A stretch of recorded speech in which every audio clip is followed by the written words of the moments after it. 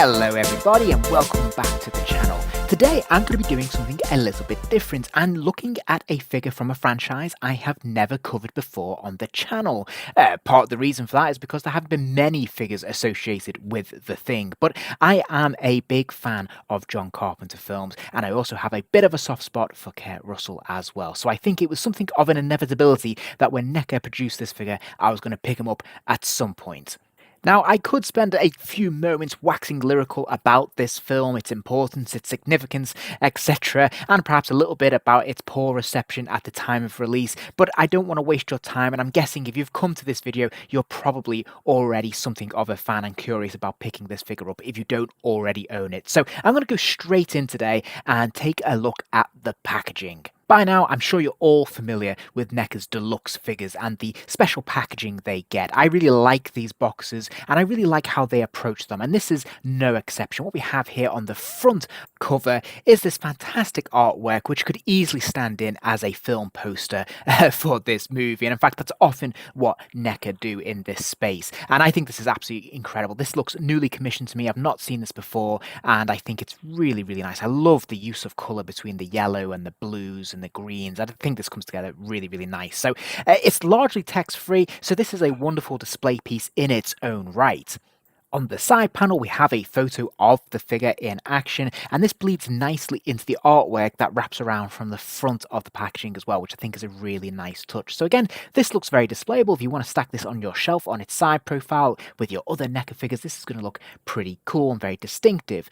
But the added joy with this one is that if you flip it around and look at the other side, we actually have a different photo here showing off a different look for the figure and the character, which is cool. So you've got a couple of different choices here. And then finally, if we flip it and look at the reverse, again, very light on text. We have a little bit of bio about the film, and we have this fantastic collage of the figure with all of his various different accessories, different looks and different stylings, and these all look absolutely fantastic. And this just makes a really nice art piece in itself. And again, if you want to put this side on display, you can do. It's going to look really eye-catching and it looks really nicely presented. And we mustn't forget that this is a gatefold cover that opens up. That inner flap has another photo here with a little bit of a diorama behind him, really showing off the figure in all of his glory. Behind the figure on the inner packaging, there's this inner card artwork as well. This serves as a bit of a diorama, a nice photo that NECA have constructed that you could stand your figure in front of if you so wish, which is a nice touch. So I have to be honest, I wasn't expecting an awful lot from this figure because the costume that's worn in the film is quite dour, it's quite dark, and I didn't expect an awful lot from it. And I was really pleasantly surprised by how much detail is in this figure and how much colour is actually used. But as ever, if we start by taking a look at the head sculpt, I think they've done a pretty good job here with the likeness to Kurt Russell. Now, I wouldn't say it's super sharp and that it's perfect. I think it's a really good approximation. They've obviously opted for this moment from the film here where, you know, the shock, the horror is really settling in. And poor old Macready's not quite sure what the hell is going on. But that means they've gone for this sort of open mouth expression, which I think is to the detriment of the sculpt overall, in all honesty. I do think they've done a really good job with the furrowed brow and that quizzical look in the eyes, and I think the hair is really well sculpted and pretty spot on, actually. I think they've done a very nice job of that all in all. And when it comes to paint apps, of course, we can see lots of detail in here, lots of washes running through that hair, giving it the depth and texture that you would hope to see. And again, some of the colouring around the eyes in particular is really well managed. So I think they've done a good job here. It's not as sharp as I would like, and I have seen better examples from NECA in the past, but I think this is pretty good. But I think they more than make up for any shortcomings in the sculpt when we look at the rest of the body. So the sculpting on the jacket and the torso and the legs and the arms is immaculate. I think there's an awful lot of detail here, lots of grooves, creases, really gives it that sense of, you know, looking like overalls or a leather jacket. I think they've got that down. And of course, they've capitalized on this with some fantastic paint apps as well. Everything is very neatly applied, whether it's the silver of the zip of the buckles or around the belt even. And then of course, we've got these washes as well to really actually give you the sense that you're looking at something that is a leather jacket here or the green overalls in the pants there. It definitely captures that, and they've done a really good job with the use of paint to really capture the effect of texture, I suppose is what I'm trying to say. And it looks immaculate, and I have to give them top marks for that because it looks really good. It's very convincing, and it just feels like you're looking at something very authentic. And I think the thing that really surprised me about this is that it brought a lot of the colour out of this costume, which you don't notice as much in the film because, of course, it's darkly lit. Whereas here, this works tremendously well. And I always think colour on an action figure it works really well in your collections. It makes it stand out a lot more if you put it on display, and it just adds a little bit of life and character to the figure. And I think they've managed to do that and walk that line very, very faithfully here in a way that's very pleasing. So yeah, top marks for them. Lots of detail, lots of zippers, lots of pads, lots of laces, and all sorts of details here. And as I said, those fantastic paint apps have really made the most of this. So I think this looks absolutely top notch. So, looking at the articulation then, he does have a ball joint at the top of the neck there, so his head will rotate all the way around. It will even wobble a little bit side to side, which I wasn't expecting given that he does have that hairpiece there. He can even nod his head down forward, which is good, although it won't go back because of that restrictive collar. He does have ball joints in the shoulders, so the arms will lift up and out, and he does have this single pin joint at the elbow, which is always slightly disappointing. I'd rather he had a double pin, but hey, at least this works. His lower arm will rotate all the way around and it will hinge to about 90 degrees there. He then has the standard pin swivel at the wrist, of course, that hand will rotate all the way around and it will hinge forwards and backwards. And the cuff of the glove is a separate piece, so that will not hinder the articulation.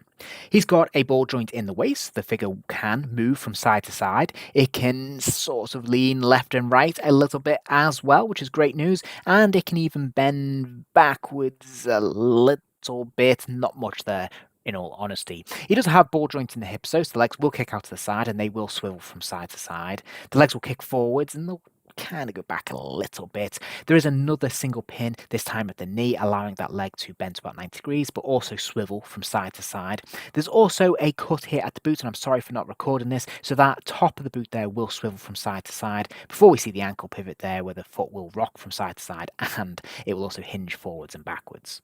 Accessories wise, he comes with an absolute boatload of goodies, including an additional 5 hands, an alternate hooded head, a pistol, a pickaxe, a roll of dynamite and the connecting wire, as well as the petri dish and, of course, the thing popping up out of it, and then finally the flamethrower with flame effect. All of these props are very nicely sculpted and painted. You can even see that with a very small piece like the pistol here, which looks perfectly in proportion, very finely detailed, which is great. And of course, we even see a use of colour here for the stock as well, which is brilliant. So this looks really good. He has no problems holding it. He's got a special hand dedicated to be able to get his finger onto that trigger, which is lovely. And he's even got a pouch whereby you can store this on his belt as well, and even lock it in there with that strap. And there's a dedicated little hole there for it to click into. And this works surprisingly well, and it looks really, really good.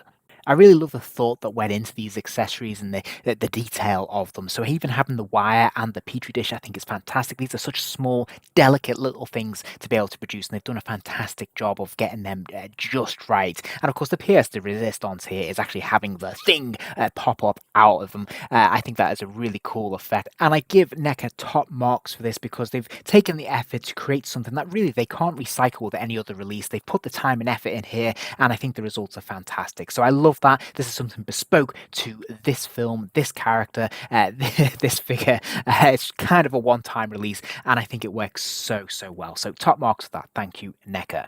Sadly, the roll of dynamite doesn't work quite so successfully. Despite having all those various hands, there isn't one that really can comfortably hold this in his grip, so it feels more like a prop to go on the floor or around him in a diorama somewhere because he can't really hold it. I'm doing my best here, but you can see his hands do not actually wrap around this at all, so it's a little bit clunky and very much relying on gravity and not knocking this over. Similarly disappointing is the alternative head. I'm not a big fan of this look at all. It just puts me too much in mind of the Mekon. I'm sorry, it just looks a little weird, and it's not how I tend to think of the character anyway. So I'm not going to be displaying my figure with this alternate head. Things do get a little bit better though if you employ the pickaxe, which again he holds nice and tightly in his gloved grip, which is great. And yeah, it looks fractionally better, but yeah, I'm not feeling this. I've got to be honest. But I do want to end on a high point because overall, I really do love this figure. And I think the flamethrower tank is absolutely fantastic. Again, really nicely sculpted. Lots of different delicate pieces here, thin wires and plastic arms and things like that. But also, once again, we're seeing a lot of love and care go into the paint apps here, actually making this look lived in, making it look a little bit rusty, a little bit used, which is absolutely incredible. So I really love the approach they've taken with this. I think that works really well. It straps onto his back nice and easily, and it really looks the part. It looks really authentic, and obviously having the added flame effect there just really makes this come to life, and I think it looks top notch. I really do. So overall then, I've got to say I'm really impressed with this figure. Now, I didn't have high expectations for it, but it definitely surpassed those by quite a distance, and a lot of that is just to do with the use of paint apps. More than anything else, this figure, I was really struck by how they're able to draw out such detail in that sculpt through the use of paint, and yet make it look authentic and not overdone, which is brilliant. It's colourful, but not too colourful. It's got a lot of detail in there, and the accessories are fantastic. And the articulation, whilst it isn't air shattering, is very good. Definitely good enough to be able to put him in a variety of poses that you're going to want to use in your display. And there's nothing I could really think of wanting to do with this figure that I can't do. So all in all, I think this is a big success, and definitely one worth adding to your collection if you are a fan of this film. I hope you enjoyed the video. If you did, please do consider giving the video a like. That kind of thing really does help the channel out, and it allows me to keep making more content. And if you're interested in seeing more content, remember to hit subscribe, as there'll be plenty more videos coming soon.